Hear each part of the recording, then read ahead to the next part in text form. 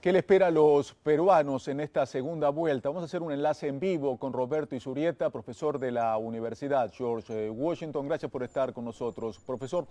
Empecemos hablando de lo que sabemos. Ollanta Humala, él sí va a estar presente en esta segunda vuelta. Y él dijo que va a lanzar un diálogo nacional y que para conseguirlo está dispuesto a hacer muchas concesiones. ¿Qué concesiones podemos esperar en estos próximos días?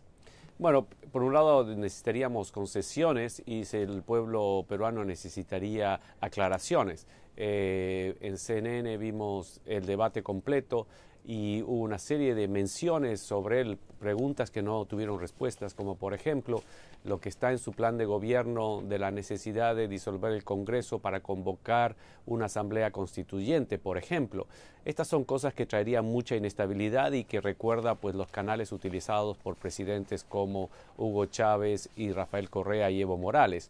Entonces, en una economía que está creciendo, por lo menos a nivel macro, este tipo de situaciones políticas sería muy importante clarificar porque sin lugar a dudas asustaría mucho el progreso económico, las inversiones y sobre todo la inversión extranjera. Profesor, precisamente asustaría mucho, dice usted, pero algo distinto está haciendo Ollanta Humala, que tiene el 28,69% de los votos cuando están siendo procesadas solamente el 71% de las actas. Pero recordemos que él se presentó en el 2006, pero un discurso radical muy cercano al del presidente Hugo Chávez asustó precisamente a la clase media. En esta oportunidad aparentemente no asustó tanto a la clase media porque logró 28,69% de los votos y todavía falta que se escrute un 25% más las mesas, ¿no es así? ¿Qué hizo distinto él?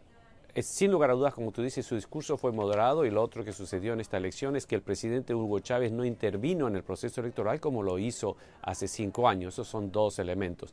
Lo otro es la subida de Ollanta Humala de los últimos días coincide con la baja de las intenciones de voto de Alejandro Toledo. Evidentemente hay tres candidatos que compartían la base electoral, que eran Ollanta Humala, Keiko Fujimori y Alejandro Toledo. El hecho que Keiko Fujimori lo más probable es que esté en la segunda vuelta es lo que permite que no haya subido muchísimo más. O sea, hay un enorme electorado, como decían en el reportaje que dijo el presidente Alejandro Toledo. Evidentemente en el Perú, a pesar del enorme progreso económico y macroeconómico, todavía hay mucha pobreza, el rezago de tantos años de malos manejos económicos e inestabilidad política que todavía no son los beneficiados del progreso económico que ha vivido el Perú. Y eso se refleja en la base electoral que tienen estos tres candidatos. En 1994, Keiko Fujimori tuvo la oportunidad de ser la primera dama de Perú, la primera dama más joven, tenían en ese entonces 19 años solamente.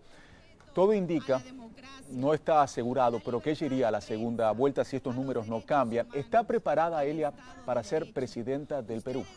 Yo pienso que sí. El resultado que ella está sacando en esta elección, primero es la única de los pocos candidatos que mantuvo una relativa estabilidad. Yo pienso que el porcentaje que está sacando supera al fujimorismo. La última elección para diputados, Keiko Fujimori fue la diputada más votada. Es una muchacha que ha crecido rápido, o sea, desde los 17, 18 años tuvo que tener enormes posiciones políticas, de enormes retos, después fue diputada, tuvo que lidiar con los problemas de los juicios de su padre. Es una mujer que claramente ha madurado rápidamente y lo más importante, ha demostrado en esta campaña electoral tener la madurez y el aplomo que se requiere para llegar a una posición que solamente dos han llegado. ¿Por qué no hablamos ahora de Kuczynski, el más veterano, el de mayor edad de todos los candidatos? Nació en 1938 y él ofreció durante esta campaña un mensaje de profundización en la economía neoliberal que en los últimos años ha logrado que Perú crezca en un promedio de 6,5%. ¿Cómo lo ve a él como presidente de Perú, profesor? Bueno, lo que ha sucedido en este proceso electoral es que los candidatos de centro derecha, los candidatos urbanos, los candidatos que tienen mayormente el respaldo de Lima, han ido fluctuando sus preferencias electorales, principalmente, originalmente desde el alcalde Castañeda, después Alejandro Toledo y después fluctuaron hacia Pedro Pablo Kuczynski. Entonces hay un electorado muy importante que en este momento se quedaría sin un candidato y que son los que en última instancia van a definir este proceso electoral en esta segunda vuelta. Si es que en Perú la votación es obligatoria, si es que no votan nulo, evidentemente le daría unas muy buenas posibilidades a Keiko Fujimori, que en política económica ha sido muy clara en mantener el respaldo al modelo, eso sí, como lo decía el presidente Alejandro Toledo, en el sentido de reforzar los programas sociales y buscar una sociedad mucho más igualitaria. Profesor, y para finalizar nos queda un minuto. Alejandro Toledo, igualmente el gran perdedor, hace unas pocas semanas algunas encuestas lo daban como favorito, igualmente estas encuestadoras estaban equivocadas, hoy está fuera de carrera. ¿Por qué?